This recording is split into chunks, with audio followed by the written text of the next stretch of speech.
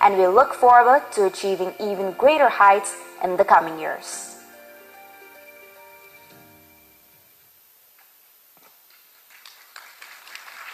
What a profound journey, and we walked on 2080, 2081. Congratulations for all the initiatives making an impact. On a lighter note, I also got an opportunity to outgrow myself past 2 years, because I could see myself hosting almost all the events that NBA took part in last 2 years. Thank you very much for that as well. Up next is a very important keynote remarks, distinguished personalities. Before I invite our speaker on stage, let me take this moment in introducing our keynote speaker here. Ms. Kamalika Das is the Regional Economist for South Asia for the International Finance Corporation. She is based in Mumbai. She has almost 2 decades of experience in tracking macroeconomic developments. Prior to IFC, she worked in the treasury of ICICI Bank, which is one of India's largest banks. She holds a master's degree in economics from the Delhi School of Economics. Ladies and gentlemen, let's welcome our keynote speaker, Ms. Kamalika Das, the Regional Economist for South Asia, IFC. She will be speaking on Global Outlook 2025, Navigating Uncertainty.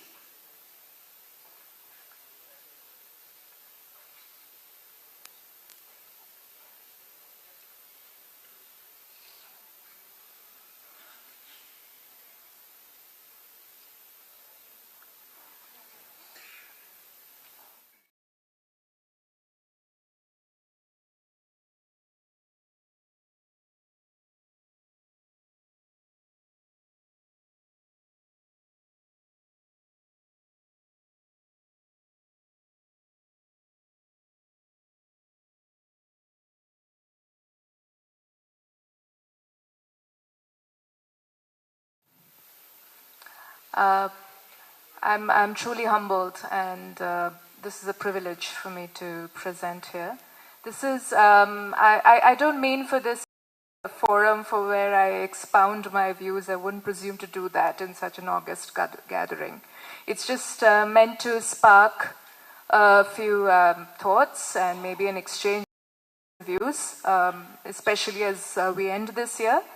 And going forward into what is likely to be a particularly challenging year next year, 2025, we hope not, but we'll see. So I'll confine my remarks to about 30 minutes and we can take questions after that.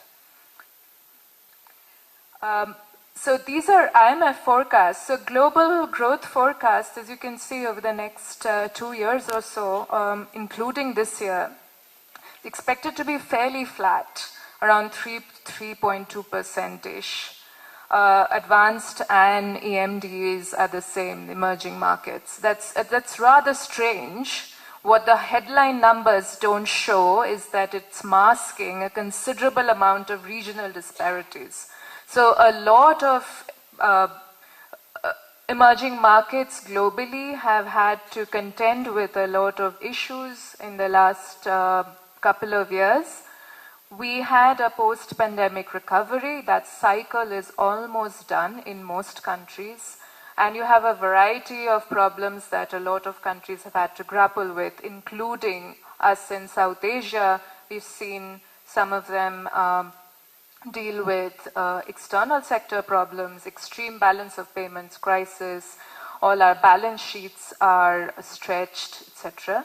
But somehow, if you look at it as an aggregate, doesn't show up, but there are nuances. Having said that, what I want to highlight is that so far we've seen a lot of stability in a lot of indicators, be it financial markets, be it the reform, policy priorities, governments, etc. And that helped us recover in the post-pandemic period. If you see the two charts here on the slide, one plots the geopolitical risk index and the other is a global supply chain pressure index. They're compiled by the Federal Reserve, and the geopolitical is the BlackRock Global Institute. What it clearly shows is that, of course, I mean, we would expect to see the spikes around the 2020-2021 period when a lot of geopolitical stress blew up.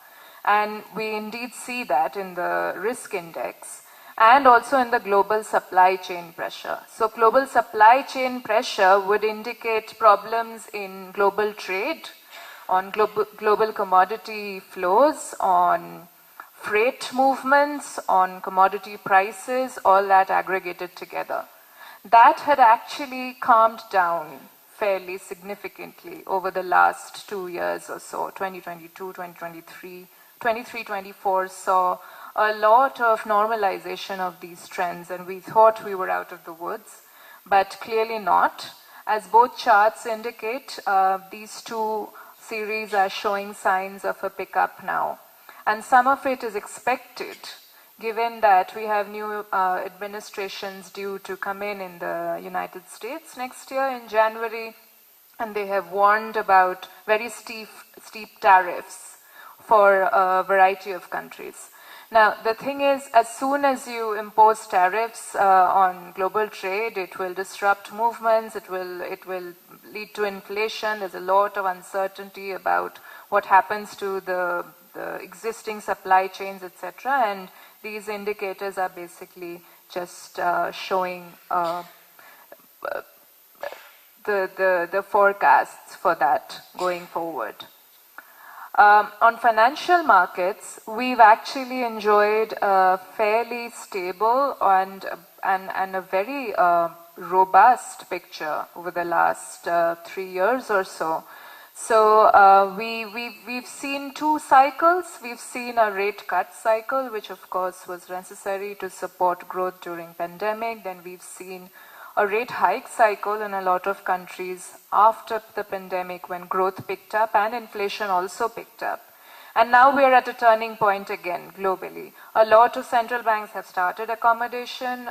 Some of them are on the brink of it. The US Federal Reserve Bank, of course, has already started and are likely to continue. But all these cycles are likely to be a little bit shallow, because there's so much of growth uncertainty, inflation uncertainty going forward.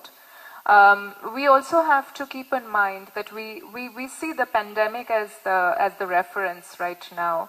Before that, from the global financial crisis to the next big crisis that we had, the world had a very interesting problem. So it saw a secular decline in inflation. It saw a secular decline in interest rates everywhere. So everywhere it seemed that it was okay to borrow, especially on government balance sheets. We would have seen this because interest rates were going down and inflation didn't seem to be around the corner. So it seemed like a fairly ideal time. It went on for a very long time, in fact. And then suddenly now, in the last 2 or 3 years, we've seen a sharp spike in inflation come back. In most of South Asia, it has also been volatile inflation, mostly due to food, etc. But commodity prices, as the next one shows, oil prices especially, it's very important for our region because we import so much of it. You would think that with so much of geopolitical stress, especially around the Middle East area, the risk premium for the oil price would go up. It did intermittently, but thankfully has not sustained because none of the supply chains were disrupted. So we expect that in the next 2 years or so, we should see prices being stable or at least trend downward, because global growth is also likely to be steady to seeing downside risks. The downside risks are probably now growing, so we'll see commodity prices react to that as well. Coming to South Asia, our growth has been fairly steady. In fact, compared to all the other emerging regions in the world, the South Asia growth rates have been higher than our comparator regions.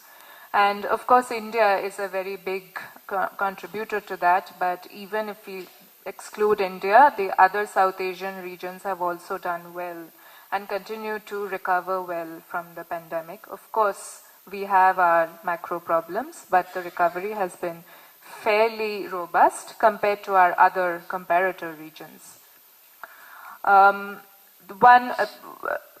excluding India, we've seen South Asian countries, including Nepal, Bangladesh, Bhutan, Maldives, Sri Lanka, have all benefited from very high inflows of remittances, tourist arrivals, etc., which has really picked up, and compared to the pre-pandemic level, have either exceeded those levels or are very close to where they are.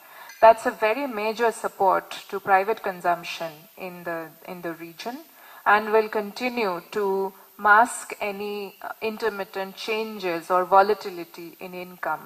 So it's a very important factor to backstop the growth volatility in the region, and we've seen this, and it's positive. There is a flip side to things like high remittance inflows as well, because it sometimes causes exchange rate appreciation, which of course has other implications on the economy. And if this can be balanced through structural reforms, etc., this is a very major growth supportive factor in the region as a whole. The medium-term risks to this region, and this is not just any one country, the entire region is vulnerable, is the growing climate risks.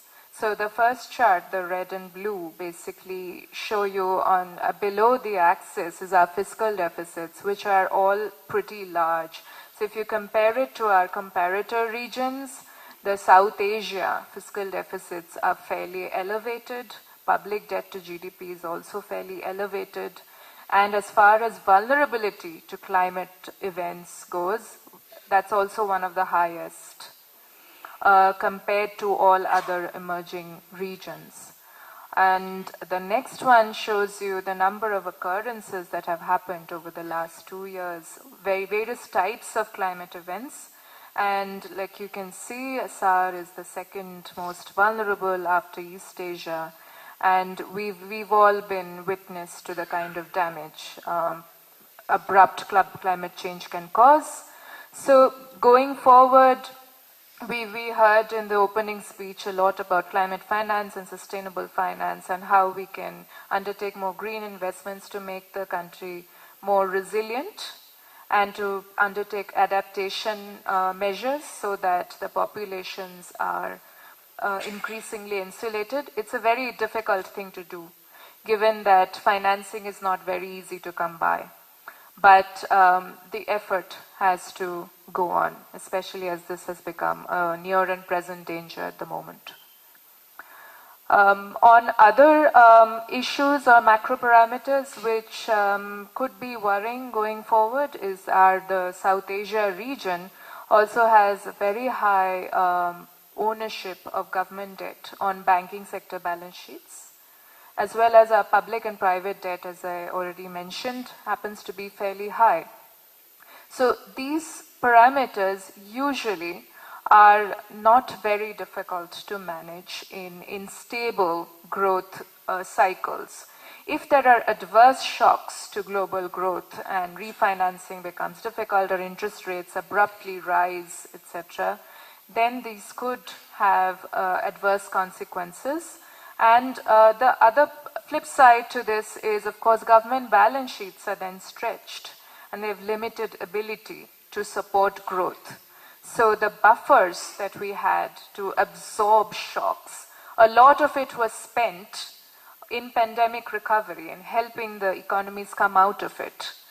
I can speak for my own country, India. Currently, if you look at India, the corporate balance sheets are very stable and very robust. The household balance sheets are also stable. The government has a huge amount of debt on its balance sheet. As a consequence, what has also happened is, strangely, there's no private investment to speak of. Investment is stagnating. And it's not just an India issue, it's a South Asia issue. Private investment has not picked up significantly in most South Asian countries. Consumption has been fairly stable. There are rural-urban divides everywhere. But then you would wonder why private investment hasn't gone up yet, given everything has been fairly stable so far. It could be there is a significant uncertainty in demand projections going forward. So it might take a while for it to come back, which has also led to credit growth coming down in a lot of our countries in the region. Some of it is regulatory, some of it is also lack of demand, some of it is, for example, in India, large corporates are not borrowing anymore to invest. So these are cyclical issues which will probably take a little more time to ride out.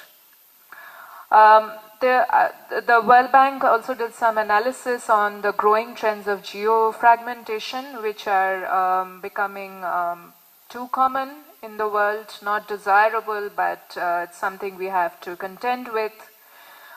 They found that South Asia as a region is better placed to absorb big shocks because we are a less open region. We are more domestic, demand-oriented, most of us. Our trade, investment, flows, etc. are fairly more insulated as compared to, say, other regions like East Asia. But then there's a flip side. We also sometimes then can't leverage any shifts in global supply chains that we could have benefited from. So in the medium term, if we undertake more reforms, long-term reforms, this goes for all countries in our region, to better integrate into global supply chains where there are significant shifts going forward, then the region can benefit from these changes or shifts in supply chains. Like I said, I would not presume to give my views on Nepal to this gathering, but then the World Bank currently is fairly optimistic. These are our last forecasts published as of October. We expect growth to be in the 5 to 5.5% range for the next 2 years or so. The current account balance in Nepal, at least on the external sector, has been fairly well placed, very robust reserves. External buffers are sound. The current account is in surplus after many years. And of course, the similar downside risks exist for this country as well. So if there is a significant shock to the global economy, IMF did some calculations in the worst case scenario. If the tariffs as advertised actually do happen, and this is the US on the rest of the world, then it could subtract up to 0.8% of world growth, along with other financial sector stress, which means interest rates, equity markets, all other asset markets will take a beating. We'll see capital outflows. We've seen a bit of that in October and November when we were going through the US elections. That caused a huge amount of uncertainty.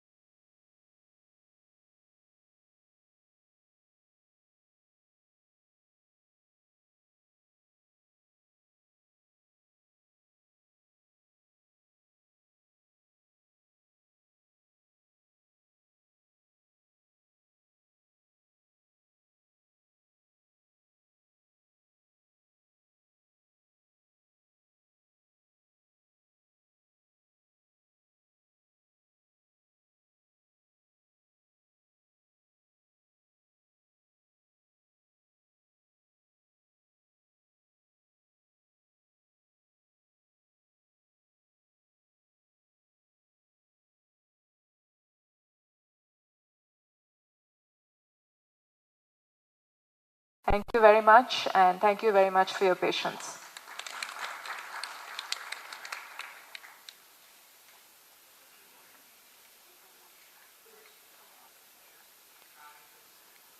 Thank you very much, Ms. Das, for the extensive presentation. If you have any queries or suggestions, or if you really want to talk one-to-one person to Ms. Das, you could do that during the networking session. For now, on behalf of Nepal Bankers Association and everybody's behalf, would like to felicitate Ms. Das for her presentation, time, and everything. For that, may I request a chief guest to be on the stage along with our outgoing president and incoming president, both. May we invite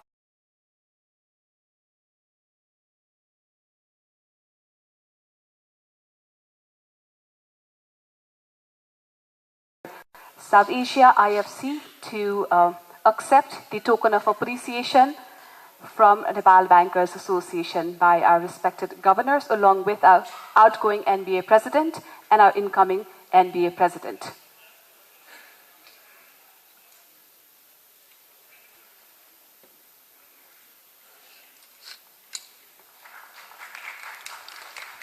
Thank you very much for your time, for your effort, and the presentation.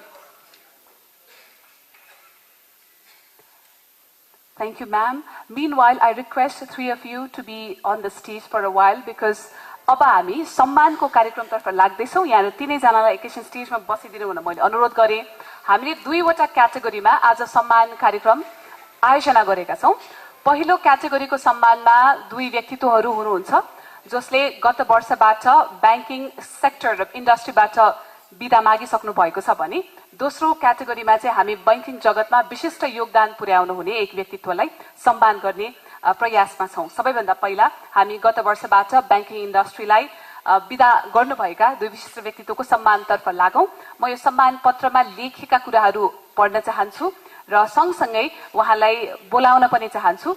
सबैभन्दा पहिला आदरणीय किरण कुमार श्रेष्ठ छ। Nepal bankers संघको सदस्य, राष्ट्रिय वाणिज्य bank लिमिटेडका प्रमुख कार्यकारी अधिकृत लगायत अन्य विभिन्न जिम्मेवार अहोदामा रही यहाँले दिनुभएको योगदान, यस संघलाई प्रदान गर्नुभएको अमूल्य सुझाव, सहयोग तथा बैंकिङ क्षेत्रको विकासको लागि लामो समयदेखि अनवरत रूपमा पुर्याउँदै आउनु भएको योगदान तथा उल्लेखनीय योगदानको उच्च कदर गर्दै यहाँलाई यस संघको तर्फबाट यो सम्मान पत्र प्रदान गरिएको छ। सुनिल केसी अध्यक्ष। यो लेखिएको मटेरियल्स मैले पढेर पनि सुनाए। आदरणीय गभर्नर साहबका हातबाट आदरणीय किरण कुमार श्रेष्ठज्यूलाई नेपाल ब्याङ्कर्स संघको तर्फबाट यो सम्मानद्वारा सम्मानित गरिँदैछ।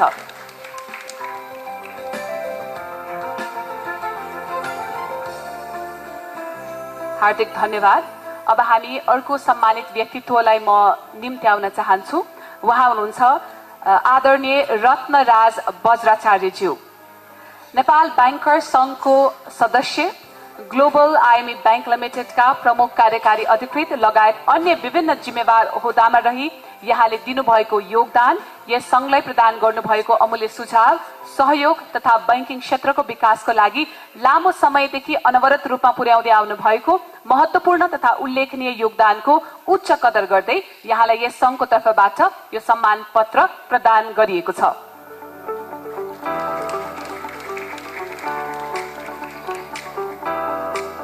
आदरणीय सम्मानित व्यक्तित्व श्री रत्नराज बज्राचार्यज्यू।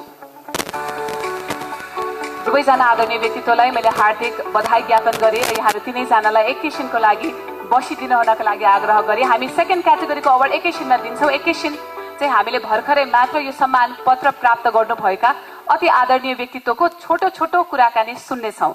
त्यसैले सबैभन्दा पहिला भर्खरै मात्र यो सम्मान पत्रद्वारा सम्मानित आदरणीय किरण कुमार श्रेष्ठ सरलाई आफ्नो छोटो कुराकानी राखिदिनको लागि मैले अनुरोध गरेँ।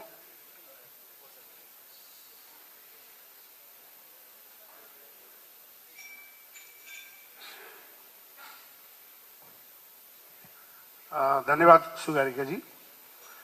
इस कार्यक्रम का प्रमुख अतिथि श्रीमान गवर्नर जी, इस कार्यक्रम का निवर्तमान सभापति सुनील जी, त्यस्तै डेपुटी गवर्नर बम्बर सर, वर्तमान सभापति राजन सर लगायत एफएनसीआईको अध्यक्ष लगायत सम्पूर्ण उपस्थित महानुभावहरू मेरो हार्दिक नमस्कार र अभिवादन छ। सर्वप्रथम त यो सम्मान कार्यक्रमको निमित्त एनबिएलाई म विशेष धन्यवाद दिन चाहन्छु, आभार व्यक्त गर्न चाहन्छु र यसरी सम्झेकोमा म झन्डै रिटायर भएको 9 महिना पछाडि फेरि यहाँहरू समक्ष यसरी आउन पाउँदा, बस्न पाउँदा, कुरा गर्न पाउँदा अत्यन्त खुसी लागेको छ। वास्तव मैले आफ्नो दुई कार्यकाल 8 वर्ष 4वटा हाम्रो अध्यक्षज्यूहरूसँग मैले व्यतीत गरेँ। पहिला हाम्रो अनिल शाह हुनुहुन्थ्यो, त्यसपछि ज्ञानेन्द्र ढुङ्गानाजी हुनुहुन्थ्यो, त्यसपछि भुवन सर, 5 जना रहेछ है, सरी, त्यस्तै अनि बिचमा अनिल उपाध्याय र सुनिल सर, 5 जनासँग मैले एउटा काम गर्ने एउटा मौका प्राप्त भयो र उहाँहरूसँग जुन किसिमले कामहरू हामीले गर्यौं र त्यसमा विशेष गरेर मलाई लाग्छ हामीले दुई तीनवटा कुराहरू म यहाँ मात्र राख्न चाहन्छु।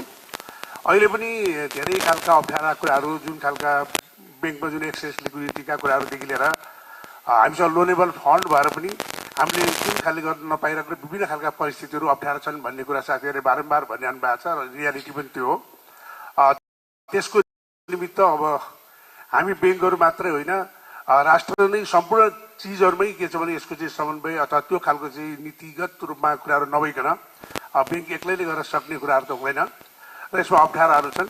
त्यसले गर्दाखेरि के छ भने राज्यले नै यो आर्थिक चलायमान बनाउनको निमित्त नीतिगत रूपमै एउटा अलि ट्रान्सफर्मेसन खालका अलि ठुला खालका निर्णयहरू ठुला खालका कामहरू गर्नुपर्ने जस्तो आवश्यकताहरू देख्छौँ र त्यसबेला चाहिँ हामी अहिलेको जुन खालको चाहिँ ठ्याक्कै विपरीत परिस्थिति थियो त्यति बेला हामीसँग लोनेबल फन्ड थिएन, लिक्विडिटी कुरा थिएन, ब्याज दरहरू चाहिँ एकदमै बढिरहेको स्थितिहरू थियो र हामी के कुरामा छलफल बढी गर्थ्यौँ भनेदेखि यो 10% को ब्याजभन्दा बढी चाहिँ नलिऊ है भनेर हामी के छ भने गर्थ्यौँ र कतिपय अवस्थामा त्यो ब्रिचिङ गरेर 3 पटकसम्म हामी एकदिन बैठक बसेर कारबाहीको तहसम्म जानुपर्ने स्थिति ठ्याक्कै त्यसको विपरीत थियो।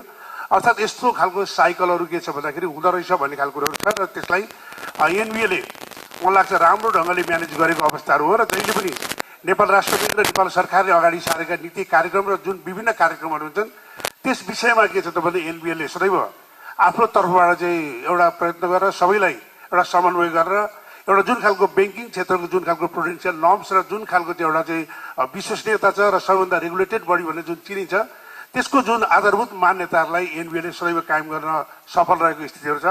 यसले गर्दाखेरि एनबिएको जुन खालको एउटा चाहिँ सङ्घ संस्थाहरूमा अथवा यसको जुन खालको प्रभावहरू छन् अथवा यसले दिने जुन खालको चाहिँ एउटा चाहिँ ओरिएन्टेसनहरू छन् मलाई लाग्छ अरू ठाउँमा पनि यो कुराहरू अनुकरणीय हुन्छ जस्तो मलाई लाग्छ र एनबिए सदैव जुन खालले एउटा प्रोफेसनल हिसाबले प्रोफेसनलिजम डेभलप गर्नको निमित्त बैंकिङ क्षेत्रमा जुनको यसको लिडरसिप रोलहरू छन् र यसमा भएका नेतृत्वदायी साथीहरूले जुन गर्नुभयो भूमिकाहरू खेल्नुभयो त्यसको निमित्त पनि म एकदम उहाँहरू सबैलाई स्मरण गर्दै र यो अवसरको निमित्त यहाँलाई फेरि पनि म धन्यवाद दिँदै मेरो भनाइ यही समाप्त हुन्छ। हस्त धन्यवाद, नमस्कार।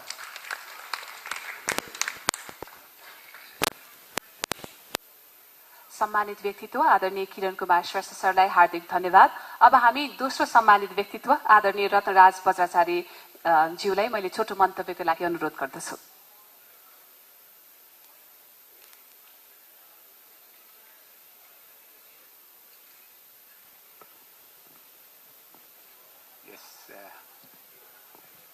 समारोहका मुख्य अतिथि प्रमुख अतिथि श्रीमान गभर्नरज्यू, डेप्युटी गभर्नरज्यू, अध्यक्ष इनकमिङ एन्ड आउटगोइङ अनि सबै नेपाल राष्ट्र ब्याङ्कका सञ्चालकज्यूहरू, उद्योग वाणिज्य सङ्घका पदाधिकारीज्यूदेखि जति पनि मेरा सहमित्रहरू सबै म देखिरहेको छु, सबैलाई मेरो सन्ध्याकालीन नमस्कार। यो अहिले किरणजीले भने जस्तै रेगुलेसनको कुरा गर्दाखेरि म एउटा कुरा सम्झिरहेको थिएँ। राष्ट्र ब्याङ्कमा 47 साल 48 सालतिर काम गर्दाखेरि रेगुलेसन प्रुडेन्सियल रेगुलेसनको सुरुवात त्यहाँबाट भएको थियो। सुरुमा क्यापिटल एडिक्वेसी प्रोभिजनिङको कुरा जुन सुरु भएको थियो मलाई अहिलेसम्म याद छन्। त्यो कुरा अहिलेसम्म आउँदा आउँदा अब त्यो रेगुलेसनको भोल्युम मोटो मोटो हुँदा जति मोटो भएको छ नि, यो राष्ट्र ब्याङ्कको अहिलेसम्म ब्याङ्किङ सेक्टरलाई गरिआएको एक लेभलको निर्देशन, एक लेभलको गाइडेन्सले गर्दाखेरि नै आज banking sector one of the most vibrant, trustworthy र जुन हिसाबले हरेक सेक्टरमा पनि राष्ट्र ब्याङ्कले एउटा रेगुलेट गरेको संस्थाको रूपमा इज्जत यसले कमाएको छ, त्यो आफैमा एक लेभलको गर्व ल्याएको छन्। र त्यसलाई म पहिले राष्ट्र ब्याङ्कको पूर्व कर्मचारी भएर पनि पछि वाणिज्य ब्याङ्क बसेर पनि राष्ट्र ब्याङ्कलाई सदैव धन्यवाद म हृदयदेखि जहिले पनि त्यो किसिमको एउटा भाव आइरहन्छ। र यो लेभलको एउटा रेगुलेसनले भोलि राष्ट्र ब्याङ्कले फेरि पनि यो ब्याङ्किङ सेक्टरलाई एउटा स्मुथ सेलिङ गर्छन्, सस्टेनेबल ब्याङ्किङलाई टेवा पुर्याउँदै जानेछन् भन्ने कुरा मलाई विश्वास छ। र अहिलेसम्म गरिआएको जति पनि हाम्रो सहकारीहरू जुन छन्, राष्ट्र ब्याङ्कले जुन किसिमको एउटा उदार र पोलिसिजहरू ब्याङ्किङ सेक्टरको अभिभावक जुन छ त्यसले म यो मेन्सबाट फेरि धन्यवाद दिन चाहन्छु। जाँदै मलाई यतिका वर्ष काम गर्दाखेरि प्राइभेट सेक्टर ब्याङ्किङमा एउटा दुईटा खट्केको एउटा कुरा भन्छु म गभर्नर साहबको अगाडि। हाम्रो कृष्णकुमार मानरजी एक्टिङ गभर्नर हुँदाखेरि एउटा कुरा हो, हाम्रो 67-70% जति इम्पोर्ट इन्डियाबाट हुन्छ अहिले पनि। अब भोल्युम बढ्दै गयो, पैसा पनि थोरै हुँदै गयो। त्यत्रो पैसा इम्पोर्ट गर्नको लागि सस्टेनेबली इन्डियाको ब्याङ्कमा हामीले कति पैसा राख्नुपर्छ होला, राष्ट्र ब्याङ्कको डेटा पनि छन्।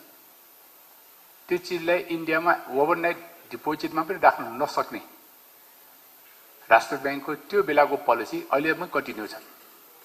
ब्याज पाउने गरी डिपोजिट राख्नु पाइँदैन। मैले चाहिँ पहिलेदेखि सुरुदेखि हाम्रो खतिवडा सरलाई पनि भने, हरेक गभर्नर साहबले म भन्दै आएको थिएँ, यसले रोक्नुपर्ने कारण के थियो? I don't know, I don't know. अनि सबै ब्याङ्कहरूले गरेर कमसेकम 50-60 अरब मात्रै इन्डियामा बसिरहेको छ भने 3-4%, 5% को ओभरनाइट डिपोजिटले पनि त देशलाई फाइदा हुँदो हो। अब कसैले भन्छ रिजर्भ ब्याङ्कको पोलिसी दिँदैन होला, त्यो रिजर्भ ब्याङ्ककै पोलिसी भयो भने ब्याङ्कले इन्डियन ब्याङ्कसँग कुरा गर्छ नि त। एउटा रेगुलेसनले त्यसलाई रोक्नुपर्ने अवस्था किन भयो भन्ने कुरा म अलिकति नबुझेको हो, अहिलेसम्म खड्किरहेको मैले त्यो थियो। माफसा सरलाई फेरि पनि भनिदिएको थिएँ म अहिले। दोस्रो, यो सिलिकन भ्यालीको इन्सिडेन्स पछि अघि नै हाम्रो कमनी दासले पनि देखाउनु भयो, नेपालमा क्लेम्स अन्डर गभर्नमेन्ट ब्याङ्किङ सेक्टरको सबभन्दा हाइएस्ट। भोलि कुनै त्यस्तो इन्सिडेन्स पर्यो भने नेपालमा ब्याङ्किङ सेक्टरको जति पनि लिक्विड फन्डहरू जुन छन् गभर्नमेन्ट सेक्टरमा, गभर्नमेन्ट बन्नमा भएको, त्यो लिक्विडेट गर्नको लागि सेकेन्डरी मार्केट छैन। अब राष्ट्र ब्याङ्कसँगै हामी दिन सक्छौँ, सरेन्डर गर्न सक्छौँ, त्यो बोरोइङको रूपमा मात्रै भयो, लिक्विडेट गर्न सक्ने अवस्था छैन। अब राष्ट्र ब्याङ्कसँग हामीले पैसा माग्यो भने त अब ब्याङ्क रेटबाट दिने जति हाम्रो कुपन रेट छ त्योभन्दा डबलभन्दा बढीमा बोरो गर्नुपर्ने त्यो अवस्थाबाट निस्कनुको लागि मैले ब्याङ्कर्स एसोसिएसन पनि पहिले भनेको थिएँ, 100-150 अरबको हामी आफै फन्ड क्रिएसन गरौँ, एक लेभलको हुनसक्छ भने सेकेन्डरी मार्केट आफै चलाउँ। कमसेकम कुनै ब्याङ्कलाई अप्ठ्यारो परेको बेलामा किनिदिने एउटा हुन्छ नि त होइन। नभए चाहिँ त्यो सिलिकन, मैले भने नि सिलिकन भ्याली जस्तै मैले गभर्नमेन्ट बन्ड बेच्दै नसकेर, दिनै नसकेर म धेरै लिक्विडिटी क्राइसिसमा परेँ, धेरै विड्रोलको क्राइसिसमा पऱ्यो भने ब्याङ्कले सस्ते खान्छन्। त्यो कुराबाट निस्कनुको लागि के हुनुपर्छ भन्ने सोच्नु जरुरी छ जस्तो मलाई लाग्छ होइन। अनि एउटा थर्ड कुरा के हो भन्दाखेरि, यो वर्किङ क्यापिटल फाइनेन्सिङकै कुरा गर्दाखेरि अहिलेसम्म स्टक र रिसिभेबललाई हामीले हाइपोथेकेसनको रूपमा मानिरहेका छौँ। चाहिने बेलामा त्यो आइसाइन भएको स्टक र रिसिभेबल उठाउन सक्ने क्यापेसिटी, उठाउन सक्ने मेकानिजम हामी कहाँ छैन। जस्तो एउटा दुईवटा ग्लोबलमै बस्दाखेरि हामीले स्टकहरू क्याप्चर गर्ने कोसिस पनि गऱ्यौँ, स्थानीय सरकारले सहयोग गरेनन्। अब यो कुरामा हामीले हाइपोथेकेसनको रूपमा लिएको सम्पत्तिबाट पैसा उठाउने कसरी, आइसाइन भएको डेटर्सलाई हामीले उठाउने कसरी भने एउटा कुरा मेरो हुनसक्छ नि।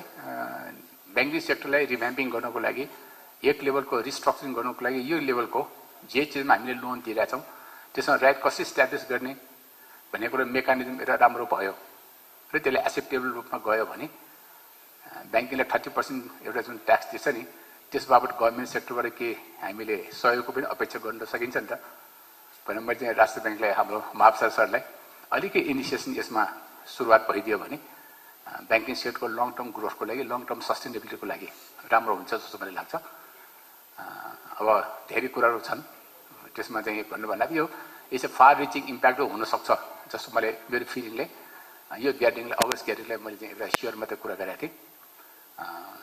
त्यसमा चाहिँ अरू कुरा त हाम्रो रेगुलर रूपमा एनबिए र राष्ट्र ब्याङ्कको जुन सहकारीहरू भइरहेको त्यो अगाडि पनि यही हिसाबले अगाडि बढौँ जाउँ र यसमा अनिलसँग, सुनिलसँग फर अ भेरी सर्ट पिरियड म बसिया पनि थिएँ, कुरा पनि गरेको, काम पनि गरेको थिएँ। 1 वर्ष डेप्युटी भिपी पनि भएको थिएँ। त्यस सायद हाम्रो दाजुको पालामा गरे जे जति हामीले ब्याङ्किङ सेक्टरलाई गर्न के कुरा प्रयासहरू गरि पनि पछि पनि गरिरहन्छु। अहिलेसम्म पाएको सबै सहयोगको लागि ब्याङ्किङ एसोसिएसनले जे काम गरिरहेको छ त्यसको कन्टिन्युसको लागि मेरो तर्फबाट हार्दिक शुभेच्छा।